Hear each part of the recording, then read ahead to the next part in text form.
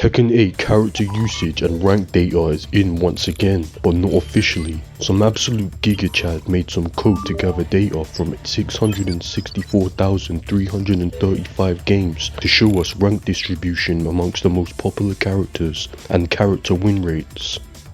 He also says that this won't be 100% accurate, but to me that just seems like formalities, so let's get straight into this. But remember, only 10% of the people who watch my videos are subscribed. So please remember to like, comment and subscribe so I can fulfill my dream of becoming FGC Overlord. Okay, let's actually get into it. So this first graph that we've got here is rank distribution, meaning what percentage of people are in each rank. And the same as last time, Goryu is still the most populated rank. Now people say that this is rank inflation. The game has become more beginner friendly, so for people who eat Play-Doh while shitting in a Walmart ball pit on a Thursday afternoon in Maine, it's easy to achieve higher ranks, which is probably true to an extent. However, I think that not losing any points when losing games until you get into yellow ranks also has something to do with this. So the rank that people would have had in Tekken 7, just +1. So if you was an orange rank in Tekken 7, you'd probably be a red rank in this game. You can also see that Warrior, which is the first yellow rank, is pretty populated, which means people got there and started losing points and just stayed there. Now for the people saying how easy it is to get to red ranks, getting past that is a completely different story, as you can see. You can see a significant drop off here that never really goes back up, which means people just straight up can't make it out of these ranks or just gave up once they got to Goryu. It's to be expected at this point in Tekken 8's lifespan that in red ranks you could be going against new players, returning players, casual players or just straight up pros hello. who have only just decided to rank, or pros playing sub characters. So red ranks can be extremely tough at times, so don't feel too bad if you got stuck here. Ruler ranks and maybe Fujin are the last ranks that really have any kind of population. After that you're fighting with the big dogs. In Tekken 7, I felt like ruler ranks was like the gateway to high level Tekken because you could oftentimes face Tekken God subs, but in Tekken 8 it feels like Fujin has become that. As you can see, the population slightly goes up. After Fujin, these bars just get lower and lower. I'm in Fujin myself currently. I think I should be more in the Kishin/Bushin range, but I took a break to focus more on these videos. However, it is very tough, at least for me, so if you made it to Fujin, you are in the minority. You can definitely call yourself good at the game. You can even say that about ruler ranks or red ranks to an extent. If you made either of these and didn't just give up at Goryu, there's a very good chance that you will work yourself up to Fujin or beyond at some point. As for orange ranks, you're probably just a new player. This game has a lot of bullshit that is very unforgiving sometimes, but you'll get through it. Even easier if you watch my beginner guides, I'm just saying. Now just one more thing about this particular graph. If you somehow get out of light blue ranks, you are in the minority of minorities, probably triple digit in each of these ranks. Here you will either see people who have been religiously playing the game for 20 years or competitive players. These ranks are obviously extremely taxing, which is why barely anybody gets there. Tekken God ranks are pretty much reserved for pro players and pluggers, so if you got into those, then I praise you.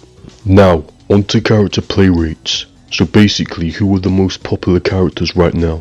And King has taken the #1 spot and Dragunov has fallen the fuck off. King needs no explanation, probably the cheesiest character in the game, hence the pick rate. I'm surprised to see Drag fall off as much as he did though, despite basically nothing changing about him. With these nerfs he still does ungodly damage. He still makes you play Block Simulator with all of his strong frames. I don't know, maybe the tier whores who played him finally realized that the only woman who called them handsome was their grandma and decided to fix their lives. I can only hope. But yeah, Reina is #2, no surprise. Best newcomer design, moveset is nice as fuck. Even her voice actor sounds tough. And she has electrics, what more do you want? Jin, Horan, Kazuya, Victor, Azucena, all this seems normal. I'm surprised Steve is this popular considering how hard he is to play and how bad he actually is, but he's here as well. Paul is almost always a top 5 usage character, which goes to show you that giving him a Karen haircut was truly the fumble of the century. Nothing about the rest of this list is surprising apart from Leroy, he was bottom 5. Bro had the biggest glow down of all time because Bamco just won't stop crucifying my man. It's just sad at this point. With his design and ease of use, Leroy should be a top 10 usage character, but this is what being completely dogshit will do to a guy. Zafina, Shaheen and Panda are always down here. Shaheen still has no drip even though he's actually considerably stronger than in Tekken 7, but hey, no drip.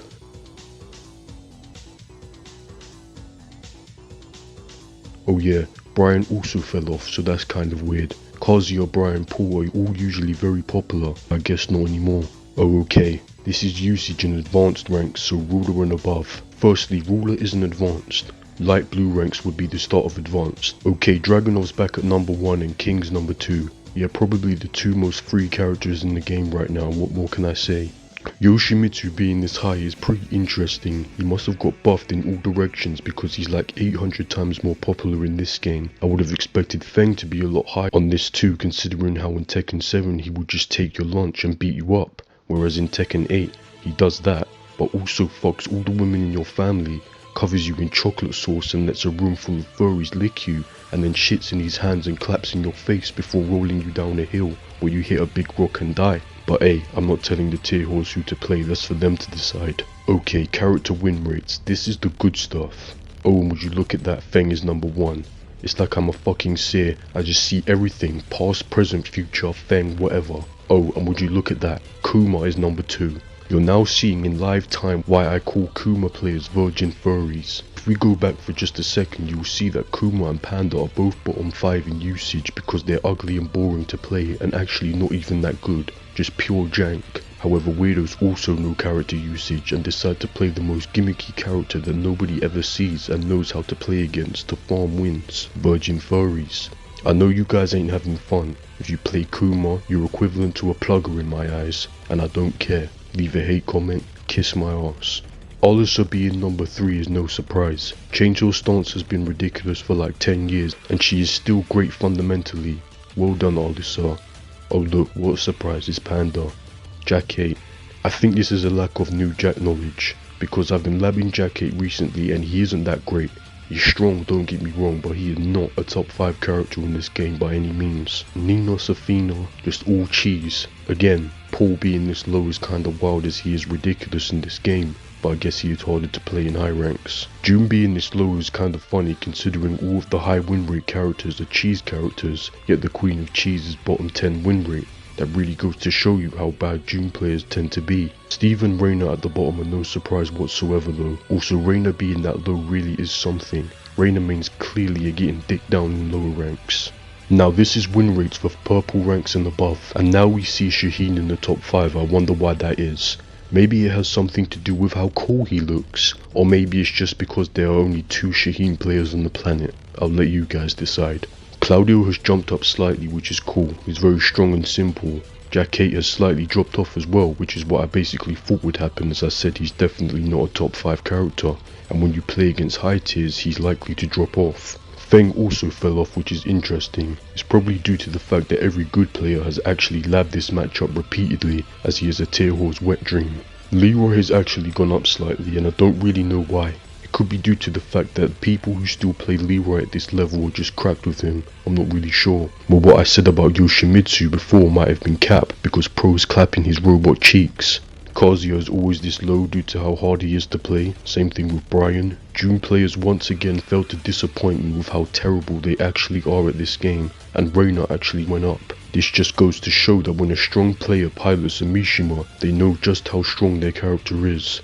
Reina was dead last by a big margin in the other graph. Amongst the pros she jumped up like 5 spots. Reina just has insane defensive potential, but I think it's going to take people a long time to realize how cracked she actually is. And that's it. There's a lot of good information to take from this video. Now you kind of have an indicator for how good your rank is, how hard your character carries you, all that good stuff. This is all very likely to change over the coming months of course, as the game is still new. I'm pretty sure people are going to remember that Paul exists and can delete your life within 5 seconds of heat.